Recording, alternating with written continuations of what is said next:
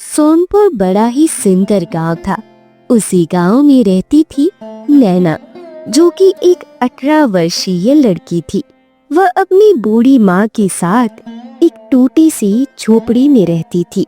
नैना जब 5 साल की थी तभी उसके पिता का देहांत हो गया था। अब रोजगार के नाम पर नैना के पास जमीन का एक टुकड़ा था, लेकिन नैना के चेहरे पर आत्मसम्मान था। माँ, ये लो, खाना खा लो, फिर तुम्हें दवाइयाँ भी तो लेनी है ना। नहीं बेटा, पहले तू खा ले। इस बूढ़े शरीर का क्या है, आज नहीं तो कल जाना ही है। माँ चुप करो, पहले पिताजी छोड़कर चले गए और अब आप भी ऐसी बातें कर रही हो। मुझे आपसे बात ही नहीं करनी। माँ की ऐसी बातें सुनकर नैना की आंखों से आंसू बहने लगते हैं। अरे पगली, तू तो रोने लगी। अभी तो मुझे तुझे शादी के जोड़े में देखना है। देखना, एक दिन मेरी प्यारी सी नैना के लिए एक राजकुमार आएगा और तुझे ब्याह करके ले जाएगा। फिर मैं चैन से मर जाऊंगी। माँ, आम लड़कियों के लिए शहजादे नहीं आते और मैं आपको कहीं छोड़कर नहीं जाने वाली। अब ये लो, खाना खा लो और फिर आपको दवाई भी तो लेनी है ना। अगली सुबह नैना खेतों पर काम करने जा रही थी। तभी उसकी मीना चाची कहती है, लो जल्दी महारानी, खेतों पर काम करने के बहाने लड़कों से मिलने। अरे चाची, मेहनत और ईमानदारी से काम कर रही हूँ। आपके बेटे राजू की तरह नहीं, जो शराब के नशे में पड़ा रहता है और उस जमींदार के बेटे के टुकड़ों पर पलता है। नैना, बहुत बड़ी हो गई है तू। छोटी है, छोटी की तरह रहा कर। इतना ज्यादा बोलने की जरूरत नहीं है।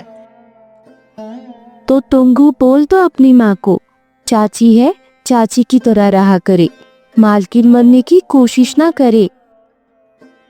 इतना कहकर नैना वहां से चली जाती है।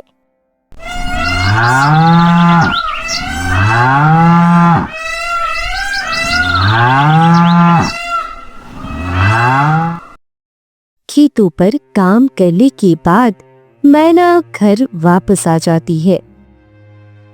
आ गई बेटी, थक गई होगी ना। ला, मैं तेरे लिए खाना लगा देती हूँ। नहीं माँ, आप क्यों परेशान होती हैं? मैं हूँ ना, मैं अभी खाना लाती हूँ। आप बस आराम करो और आज हम साथ में खाना खाएंगे। माँ, ये चाची और राजू हमेशा मुझे ताना मारते रहते हैं। खुद तो कुछ करता नहीं और मुझे ज्ञान देता रहता है। अरे बेटी, ऐसा नहीं बोलते। वह तेरा भाई है। वो लोग तुझसे प्यार करते हैं, इसीलिए उन्हें तेरी चिंता सताती रहती है। माँ, मुझे दिखता है कि कितनी चिंता सताती है। माँ, ऐसे परिवार से तो हम अकेले ही अच्छे हैं। बेटी, जब कोई साथ नहीं देता तो भगवान साथ देता है।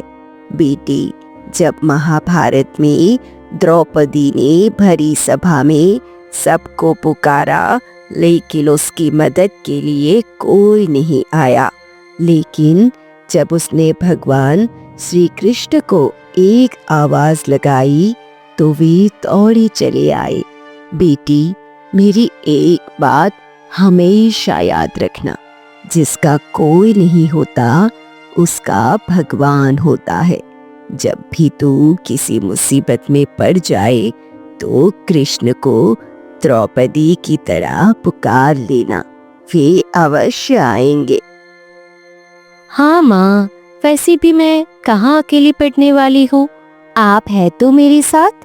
चलो अब बहुत रात हो गई है, सो जाते हैं, सुबह मंदिर भी तो जाना है ना। उसी सुबह नैना मंदिर से वापस आती है और देखती है कि उसकी माँ की सांसें नहीं चल रही है। माँ, माँ क्या हुआ आपको? उठो माँ, उठो ना। माँ, आप मुझे ऐसे छोड़कर नहीं जा सकती। माँ उठिए ना, माँ। नैना की आवाज सुनकर राजू और उसकी चाची और गांव वाले इकट्ठा हो जाते हैं और नैना की माँ का अंतिम संस्कार कर देते हैं। अब बेचारी नैना एक ऐसी लड़की बन चुकी थी जिसने अपने माँ बाप दोनों को खो दिया था। वक्त बीतता गया।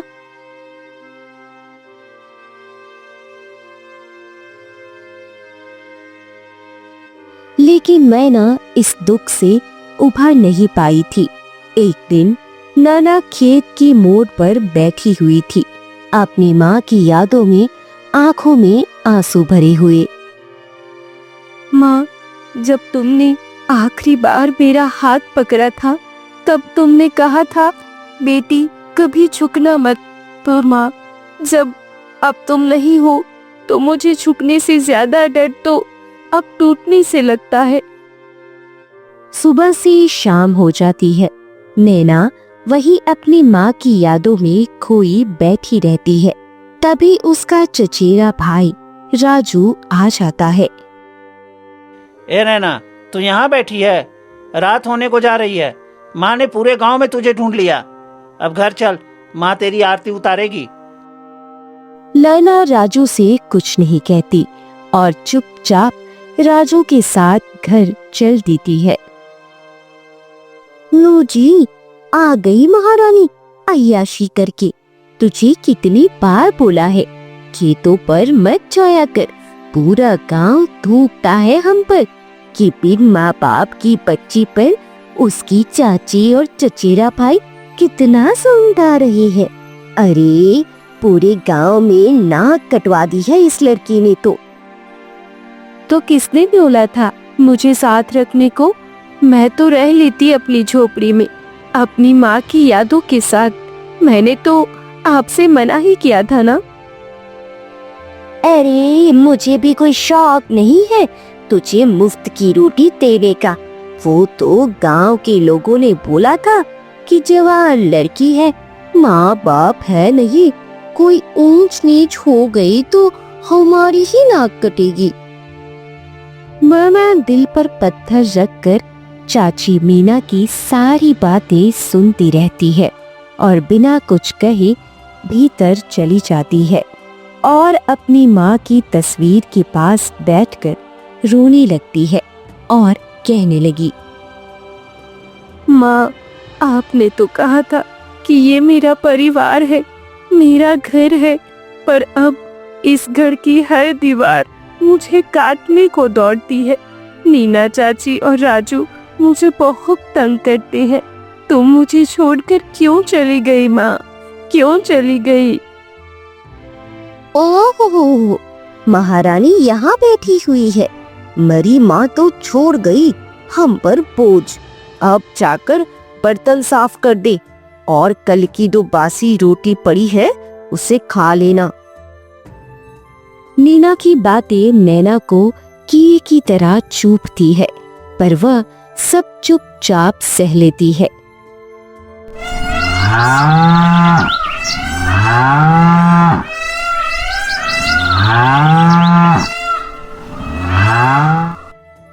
सुबह होती है और नैना मंदिर चली जाती है और कुछ समय वही शांत माहौल में बैठ जाती है और कुछ देर बाद वह घर आ जाती है तो उसकी चाची उसे खरी खोटी सुनाने लगती है। अरे ओ नैना, कहाँ मर गई थी तू? तुझे घर का कुछ काम याद भी रहता है या नहीं? पूरा दिन इधर उधर घूमती रहती है, सारा काम पड़ा हुआ है। मुझे तो तूने इस घर की नौकरानी ही बना दिया है और खुद महारानी की तरह इधर उधर घूमती रहती है। चाची, मैं घर का सारा काम करने के बाद ही लंबिर गई थी। इतना कहकर नैना घर के भीतर चली जाती है। ऐसी ही वक्त बीतता गया।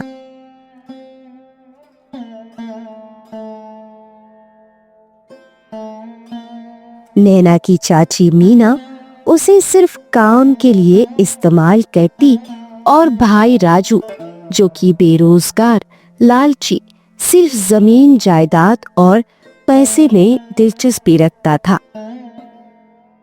एक दिन राजू जमींदार के बेटे के साथ शराब में धुत अपने घर आया। नैना आंगन में बैठी बर्तन साफ कर रही थी। ए नैना, जा, ये बर्तन बाद में साफ करना, पहले मेरे और मेरे दोस्तों के लिए खाना लेकर आ। नैना खाना लेने के लिए चली जाती है। अरे भाई, ये तेरी बड़ी माँ की लड़की है ना? ये तेरे घर पर क्या कर रही है?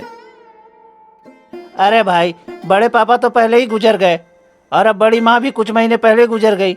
अब हमारे ही टुकड़ों पर पल रही है, पर बड़ी नक चढ़ी है। अब कोई लड़का मिल जाए तो यहाँ से इसका दाना पानी उठे और हम भी चैन से रह सकें। अब रमेश की बुरी नजर नैना पर पड़ चुकी थी। अरे भाई, चलता हूँ, अब फिर आऊंगा। और अब रमेश रोज राजू के घर आता और नैना को गंदी नजर से देखता। नैना भी अब ये बात समझ चुकी थी। एक दिन जब रमेश चला जाता है तब, चाची, राजू को बोल दो रमेश को रोज रोज घर न लाया करे, वह मुझे बिल्कुल भी पसंद नहीं है। ओह, अब इस घर में इसकी चलेगी। अब यह बताएगी कौन यहाँ आएगा और कौन नहीं। यह सुनकर नैना उदास हो जाती है और बिना कुछ कही वहां से चली जाती है। शाम हो जाती है। राजू बड़ा खुश होकर आता है और अपनी माँ से कहता है, अरे माँ, अपने तो भाग्य खुल गए और उस नैना के भी। जमींदार जय सिंह का बेटा रमेश नैना को देखकर कहा कि 10 बीघा जमीन दूंगा अगर नैना से शादी करवा दी जाए तो। शादी क्या, बिकवा ही दो, घर का कम से कम बोझ तो हल्का हो। नैना को बिना पूछे बिना बताए नैना की जिंदगी का सौदा किया जा रहा था। नैना, शादी करनी पड़ेगी, ठाकुर का बेटा है, तू रानी बन जाएगी, रानी। रानी नहीं, बंधक बन जाऊंगी। मुझे उस शराबी रमेश से शादी नहीं करनी है। माँ ने कहा था, आत्मसम्मान से बड़ा कुछ नहीं। मैं बिकने नहीं आई हूँ इस दुनिया में। मैं भी देखता हूँ तू कैसे नहीं शादी करती है रमेश से। नैना सिसकियां भरती हुई सो जाती है।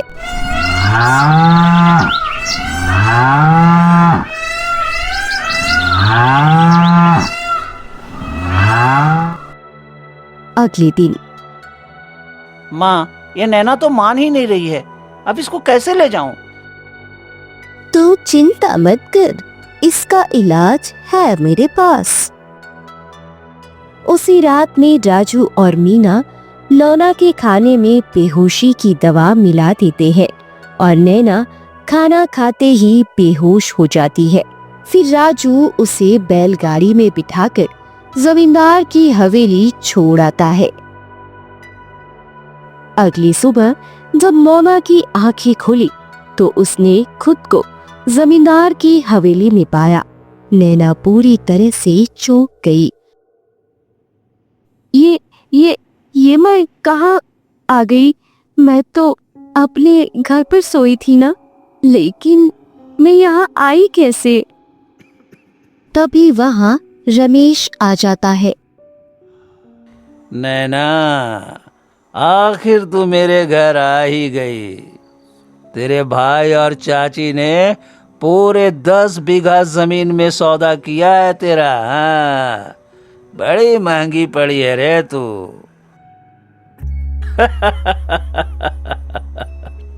ए नैना, तेरी चाची ने रात में तेरे खाने में बेहोशी की दवा मिला दी थी, जिससे तू बेहोश हो गई थी। और तेरा भाई राजू तुझे बैलगाड़ी में बैठाकर हवेली में छोड़ गया। और नैना एक बात और, तू मुझे बस एक दिन के लिए चाहिए, उसके बाद तुझे व्यापारी को बेच दूंगा मुंह मांगी कीमत में। और सुन ले, उसके सामने कोई नौटंकी मत करना। रमेश की यह बातें सुनकर नैना पूरी तरह टूट जाती है। हे कृष्ण, जब द्रौपदी ने पुकारा था तब आप आए थे, अब नैना भी पुकार रही है। आप आओगे ना कृष्ण, आप आओगे ना? बेटे रमेश, लड़की तो बड़ी दमदार लाया है तू। आज शाम को भानुगढ़ का बड़ा व्यापारी आने वाला है। लेकिन बाबा, आज शाम को ही? अरे तू चिंता मत कर, आज शाम को सिर्फ सौदा होगा और कल सुबह व्यापारी ले जाएगा नैना को। तब तक वो चिड़िया तेरे हाथ में ही है। तुझे भी तो इसका इनाम मिलना चाहिए। आखिर इतना अच्छा काम जो किया है तूने। शाम के समय एक सुंदर नौजवान एक साथी के साथ हवेली में दाखिल हुआ। मैं हूं भानुगढ़ का मशहूर व्यापारी, जिसका तुम्हें इंतजार था। मुझे आपका ही इंतजार था। इस वक्त मेरे पास केवल एक ही लड़की है, लेकिन वो केवल एक ही काफी है। ठीक है, पर पहले मैं उसे देखना चाहता हूँ। इस लड़की से अकेले में बात करना चाहता हूँ। जमींदार ने रमेश को इशारा किया। रमेश व्यापारी को नैना के कक्ष की ओर ले गया। कक्ष में पहुंचकर व्यापारी ने नैना को गौर से देखा। इस लड़की से अकेले में बात करना चाहता हूँ। ठीक है, जैसे आपकी मर्जी, आप जितनी देर चाहे बात कर सकते हैं। व्यापारी ने कक्ष का दरवाजा बंद कर दिया। फिर नैना को गहरी निगाहों से घूरने लगा। नैना नीची नजरें करे खड़ी हुई थी। उसकी टांगे कांप रही थी। कमरे में गहरा सन्नाटा पसरा हुआ था। हे भगवान, तूने तो मेरा सब कुछ छीन लिया। मेरी माँ, मेरे बाबा, मेरा घर, और अब मेरा आत्मसम्मान तो बचा लो। तुम्हारी आंखों की मासूमियत बता रही है कि तुम किसी गरीब घर से हो, लेकिन तुम्हारे परिवार ने तुम्हें बहुत अच्छे संस्कार दिए हैं। अपनी दुख भरी कहानी सुनाओ। अपनी दुख भरी कहानी सुनाने से क्या फायदा? आप तो मुझे खरीदने आए हैं ना, जैसे मैं बाजार में बिक रही कोई गुड़िया हूँ। इतना कहकर नैना फूट फूट कर रोने लगी। लेकिन मैं सुनना चाहता हूँ। नैना ने रोते हुए अपने जीवन की पूरी कहानी सुना दी कि उसके माँ बाप की मृत्यु हो गई और कैसे उसकी चाची और चचेरे भाई ने जमींदार से 10 बीघा जमीन में उसका सौदा कर दिया। यह सुनकर व्यापारी की आंखों में क्रोध चमकने लगा। डरो मत, मैं तुम्हें खरीदने नहीं आया हूँ। मैं कोई व्यापारी भी नहीं हूँ। इस राज्य का राजकुमार आदित्य हूँ, राजा भानु प्रताप का पुत्र। काफी समय से सूचना मिल रही थी कि राज्य के गांव में कुछ बहुत गलत चल रहा है, इसलिए व्यापारी का वेश धारण करके जांच के लिए आना पड़ा। यह सुनकर नैना की आंखों में आंसू बहने लगे। राजकुमार आदित्य ने कमरे का दरवाजा खोला। उसके साथ आया साथी असल में उसका मंत्री था। राजकुमार आदित्य ने आंखों से इशारा करते हुए कहा, जाओ और शाही सैनिकों को अंदर लेकर आओ। कुछ ही देर में सैनिकों की टोली वहां पहुंच गई। जमींदार और उसके बेटे को बंदी बना लो। ये आप क्या कह रहे हैं? आप कौन हैं? मैं व्यापारी नहीं, राजकुमार आदित्य हूँ। मैं एक गुप्त सूचना पर जांच पड़ताल करने आया था और तुम दोषी पाए गए हो। तुम न जाने कब से मजबूर लड़कियों का फायदा उठाकर उनका व्यापार कर रहे हो। अब तुम दोनों को फांसी की सजा मिलेगी। जमींदार और उसका बेटा गिड़गिड़ाता रहा, लेकिन राजकुमार आदित्य नहीं झुकी।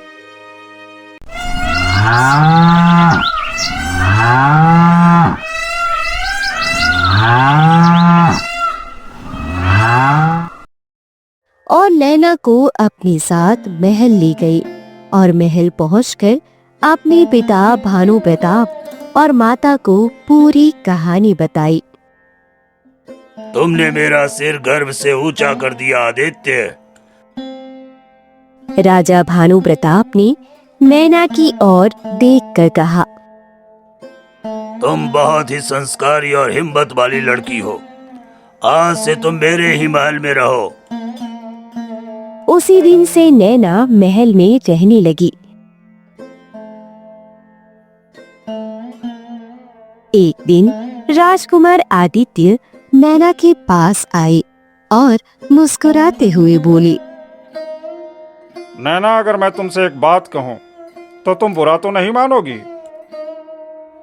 कौन सी बात राजकुमार? नैना, मैं तुमसे विवाह करना चाहता हूँ। ये सुनकर नैना की आंखों में आंसू आ गए। अगर आप मुझ पर तरस खाकर विवाह करना चाहते हैं तो इसकी कोई आवश्यकता नहीं है, और अगर आप मुझ पर एहसान कर रहे हैं तो उसकी भी कोई आवश्यकता नहीं है। पहले से ही मैं आपके एहसान तले दबी हुई हूँ। नहीं नहीं नैना, मैं तुम पर कोई तरस और एहसान नहीं कर रहा। मैंने जब तुम्हें पहली बार देखा उसी क्षण मुझे तुमसे प्रेम हो गया था। यह सुनकर नैना खुशी से झूम उठी, क्योंकि कहीं ना कहीं नैना भी राजकुमार आदित्य को पसंद करने लगी थी। फिर राजकुमार और नैना का विवाह पूरी धूमधाम से संपन्न हुआ। कुछ दिनों बाद नैना राजकुमार आदित्य और शाही सैनिकों के साथ अपने गांव पहुंची। राजू और नीना नैना को राजकुमारी के रूप में देखकर आश्चर्य से भर गए। अरे नैना, तू राजकुमारी? हाँ चाची, तुमने तो मेरा सौदा कर दिया था, लेकिन अब तुम्हें तुम्हारे सभी पापों की सजा मिलेगी। नैना, हमें माफ कर दो। हमने तुम्हारे साथ बहुत गलत किया। तुम्हारे जैसे पापियों को कभी भी माफ नहीं किया जा सकता। सिपाहियों, इन दोनों को बंदी बना लो, ताकि भविष्य में किसी की भी हिम्मत ना हो किसी मजबूर अनाथ बेटी के साथ ऐसा व्यवहार करने की। नैना, हमें छोड़ दे, हमें माफ कर दे नैना। सैनिकों, महारानी की आज्ञा का पालन किया जाए। नीना और राजू को बंदी बना लिया जाता है। फिर नैना राजकुमार आदित्य के साथ अपनी कुटिया में आती है। माँ देख, आज तेरी नैना कितनी खुश है। तू हमेशा कहती थी ना कि मेरे लिए कोई राजकुमार आएगा और मुझे ब्याह के ले जाएगा। तो देख माँ, देख मेरा राजकुमार आ गया। देख मेरा राजकुमार आदित्य।